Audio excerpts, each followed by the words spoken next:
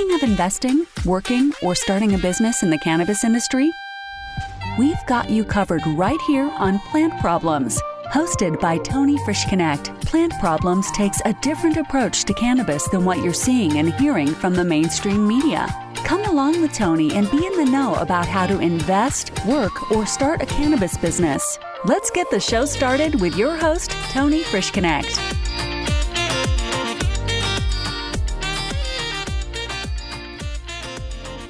Hey everyone, thank you so much for joining me and welcome back to Plant Problems. Today we're going to be continuing our episode with Flavia Hungaro, a cannabis entrepreneur. This is the second episode in our 8-part series of massive social equity opportunities in Massachusetts. So with no further ado, back to the show.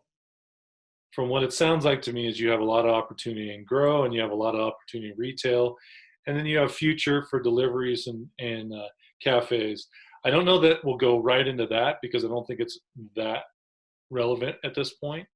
But let's talk real quick here about, so these opportunities, do you have any experience in the grow? Yeah, so I have experience. I was a registered caregiver. And with that, I was able to learn, literally learn, because I had no background whatsoever and in the industry. So I learned how to grow, it's not an easy task. But after a little while, I was able to manage and do a good job. And that's one of the things that also gave me motivation to pursue licensing. Because, retail, it's, if you think about it, it's easy. Like, you can have any retail shop and it's not like a big deal. But if you're growing a plant and you don't know what you're doing and there's no way that you can even think about having a business, and especially, at a larger scale, that you can succeed, because it's a lot of commitment. And sometimes you might even have the knowledge, but things happen, and yeah. You can just do everything like in a day. So it can be controlled. So but that's one of the things background it. Can I ask you how many plants were you growing by yourself for one, or were you working with somebody else? I've had partners before, especially because I didn't know much what I was doing. But most of the time, I spent a lot of time like reading about it, and but I had friends who were also caregivers who gave me tips as well and helped me out. So that was a big part of it as well. Were you growing in a residential home or in a warehouse? It was a home. Okay, so you're growing in a basement? In the basement, yeah. Okay. How many plants were you growing? So there's a amount of up to 24 plants that you can have, and it has different stages. So you have to follow the guidance of whatever city or state actually that you're growing, and they have it gives you like plant tags, so everything is labeled. Yeah. So for you to be in compliance. And then I had a person who I used to caregive for, and she had health issues, and I was very happy to be able to help her. And that was another motivation for me, because I knew that she needed the help, and I was willing to do my best to put a lot of work and find the right medicine for her, because she went through a lot and she had bad experiences with previous caregivers as well. So I wanted to do my best. And then did you deliver the medicine to her? Yes. Okay. How many patients did you have? Was it just that one, or did you have just? Okay. How much are the licenses for? I assume there's tiered licensing for the grow for industrial. Is that correct? Yes. Okay. So Massachusetts, right now they changed the regulations some time ago, and they restricted. So the maximum amount that you can grow is up to 100,000 square feet of canopy, which is a lot. Yeah. The reason why they did that, because before it was open, and a company can come and just take the whole market if they have the money and the expertise, and everybody else is screwed, right? So they put a limit to help, and so the market doesn't go so big as right in the beginning, and it's kind of like balanced. Mhm. As of right now, that's the maximum, and it starts. They have different types of licensing, and it starts with a micro business where you can grow, let's say, up to 5,000 square feet of canopy, and it goes years up to 100,000 square feet. And then how much is this 5K micro license? I Yeah. have, yeah, I have to double check on the exact amount. I haven't looked into that for a while now. Okay. Is it expensive, do you know, for a micro? Uh, it's not that expensive. I think it's around like 5,000 if I'm not mistaken. 5,000, okay. Well, 5,000 when you have zero is still a lot, though, right? It's a lot, correct? Yes. Okay. Tell me about a little bit more. Do you have any retail background history? Retail, no, I don't. I have a business degree from Boston University. I have hospitality industry experience. Before I even, went to college, I started working, in restaurants, trying to, making ends meet. And that's what I spend most of my time actually, working in, um, different hotels and also restaurants. So Okay. a lot of my customer service, background. So if, retail does require you to have also some type of customer service background. So that's where, I come into play. Okay. And just so that some of the people out there understand that are listening, had you ever had any previous experience with cannabis, either in consumption? How was this for you growing up? Was it something that was in your life? Was it around you? Yeah, no, actually, I had no understanding what, using cannabis really was. Back home, everybody would, it's always like that stigma, like cannabis. Oh my God, you're a bad person, right? Using Yeah. drugs, that. And then when I moved to the U.S., even though I was already looking to get into the industry, I had no knowledge of using such, medicine, and so it was like after that I actually start learning more, and having to understand what the difference are among different types of plants, and I had to um, learn so I can do a good job, So Yeah. that's how, yeah, but I had no previous like knowledge really. So do you think that's hindered any of your growth, not having knowledge to cannabis, being now in the industry? I think it's important for you to know and understand if you use it, that gives you a better knowledge. But ever since I started talking to several people in this industry, I've talked to so many people who have told me, you know what, I've never used it, I've never done any consumption, but I know a lot about the industry itself, and I am, capable of making a right judgment, or even to give you like advice or not, because they already, it's all about numbers as well when you get into like a higher level in this industry. So Yeah, that's I talk to a lot of people that are in the same boat. Myself personally, I didn't even try it until I was in my late 20s, and then I became a caregiver such as yourself. Um, let's talk here. I want to get a little more granular in the grow and the retail, because from what you said when we were talking yesterday, you didn't know what direction to really go, so you were confused there. And to make this simple, you know, I'm sure you've probably done this with many things in your life, but kind of a pros and cons. of what makes sense, and then also what makes sense for you.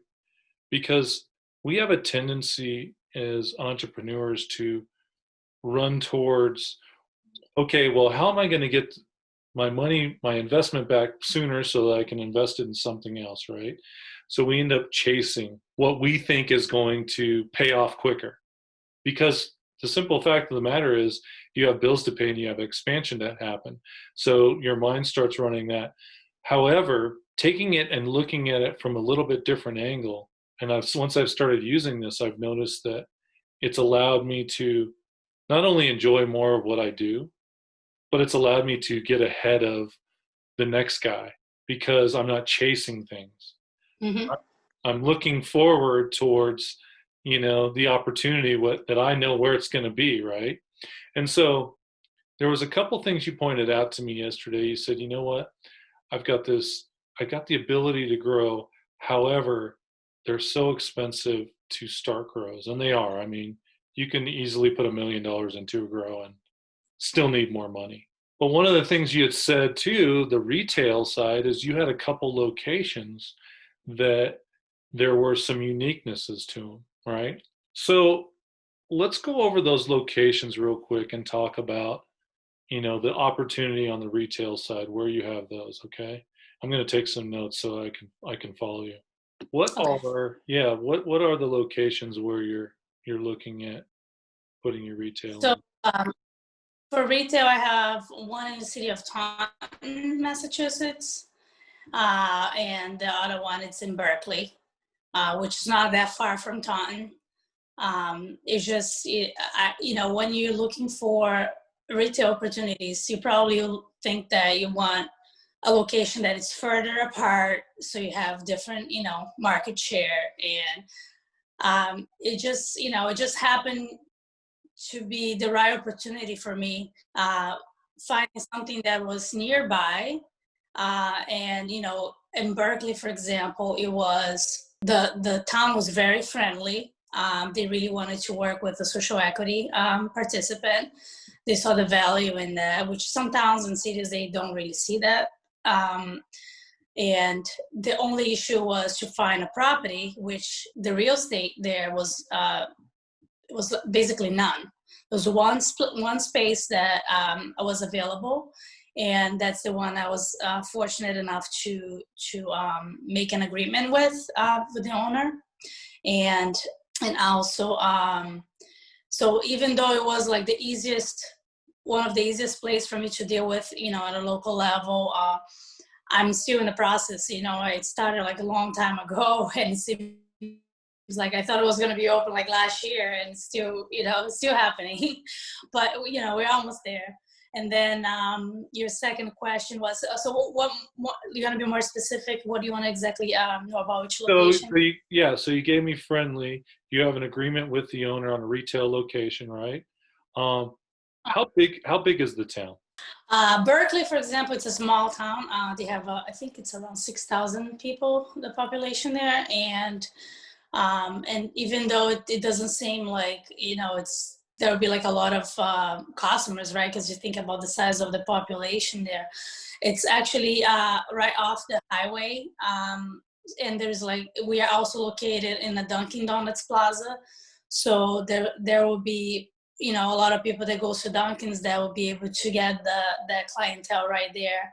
And besides that, it's close enough to Taunton, which is a big city, and that's where my second location is. And also Fall River, which they have a store there that's like doing incredibly well. They have I think they're making somewhere around like 3 million a week. So I'm hoping to get some of those customers stopping at my location before they get there, if it's too far for them. Yeah. So that's the main goal. And I will have, and also in Fall River, the line, sometimes it's a huge line. Because, as of right now, there's only around 70 retail stores open in Massachusetts. Okay. A few months ago, right? So the line in the beginning was like crazy. And, all the cities and towns, they were like really concerned about traffic, the negative impacts of it. But as of the number of stores, it's increasing right now. So it's not going to be like those, huge lines anymore. But still, some of the cities and towns, they have 1 or 2 stores only open. And if it's, a large enough population in that region, then it gives us a bigger advantage of, concrete, like a bigger market. And for example, in Taunton, they're going to have up to 5 retail stores. And that's where I have one of my locations. And for Berkeley, I know that they have another company who got the agreement way before me.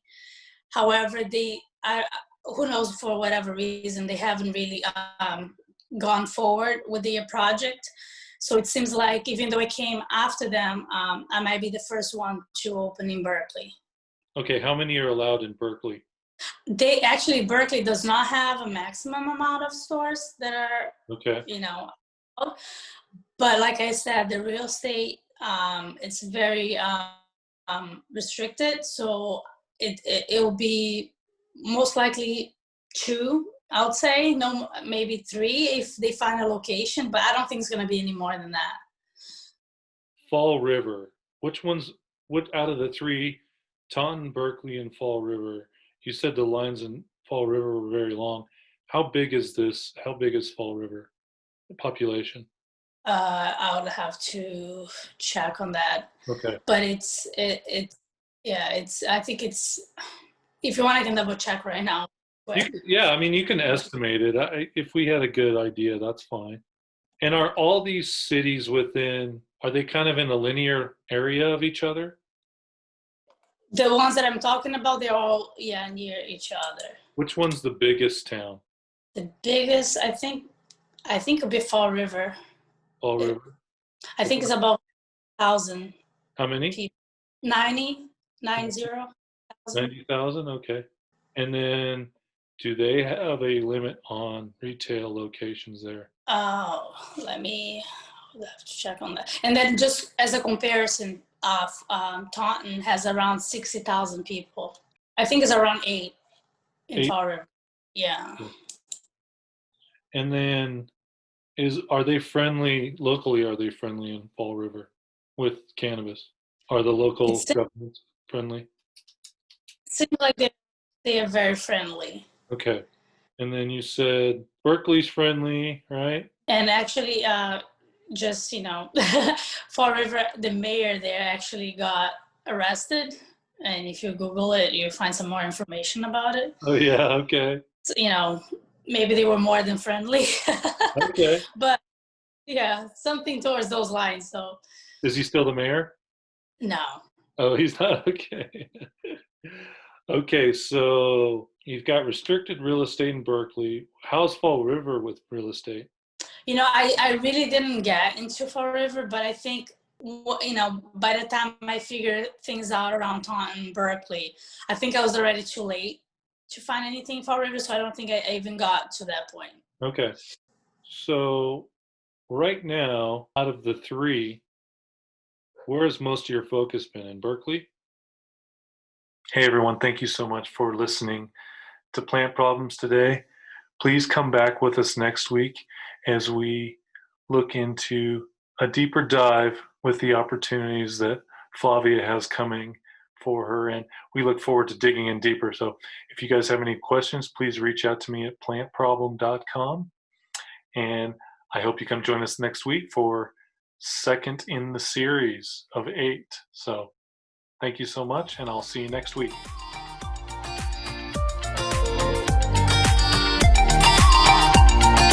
You've just listened to another insightful episode of Plant Problems. If you like what you heard so far, don't forget to tell your friends and colleagues. For additional resources or to leave a review, head over to plantproblem.com. Join us again next week on Plant Problems with Tony Frischknecht. We look forward to having conversations with you as we go along this journey.